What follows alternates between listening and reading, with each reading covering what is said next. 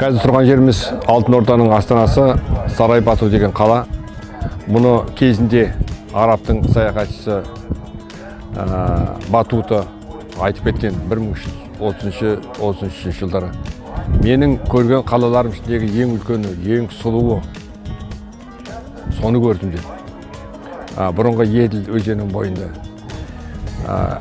Әрине, қазір біздің көріп тұрғанымыз ол қаланың тек қана орны, оның реконструкция жасалғаны. Бізде Қазақстанның территориясында осындай қалалар өте көп. Оны мен айтар едім.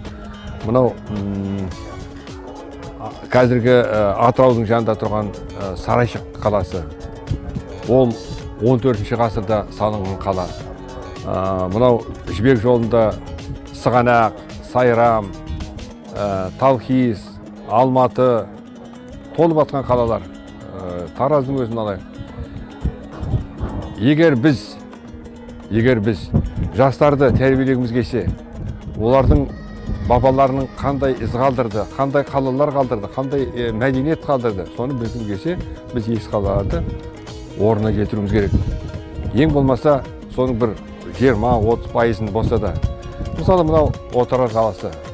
Отырар қаласы әлі қазба жұмыстары жүріп жатыр. Бірақ оның ашылған жерлері де бар.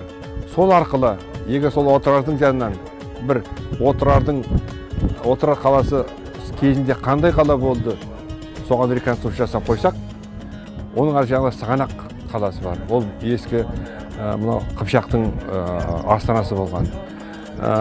Кешегі мынау көрген Сарайшық, ол да сол кезінде қазақ хандықтарының несі болған, сарай орталық астанасы болған, онда Қасым хан жатыр. Сонда осындай жасалған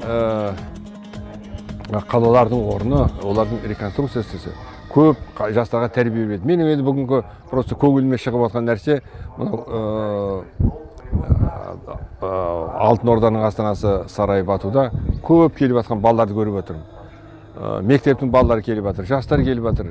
Күніне, жазды күні 1500-2000-ға шейін балалар келеді екен. Олардың әрине олар келгенде осының тарихын біліп кетеді, қандай мәдениет болған, қандай тұрмыс болған.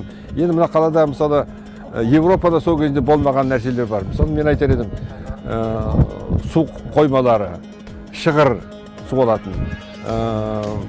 Мынау канализацияның турбалары салынған, сосын судың турбалары, мынау үйлердің едендері жылтылған, енді сол кездегі сондай жоғары дәрежеде болған. Үйлердің сырттары бәрі де мозаикамен қапталған, майолика, мозаика, кірпіштер, қызыл кірпіштен жасаған. Өкінішке орай кезінде осы қаланың күллі кірпіштерін түгел мынау неге басқа қалаларды салуға, Астраханьның Кремль салуға кеткен. Көрдіңіз бе, егер ол орыстар Кремльді жай кірпіште салмайды, значит бұлардағы тұрған кірпіштер өте сапалы болған деп айтады. Сонымен енді айтайын дегенім, егер осындай ескі қалалардың орнын қайтадан тұрғызып жатсақ, жастарды әкеп таныстырып жатсақ, нұр үстіне нұр болар екен.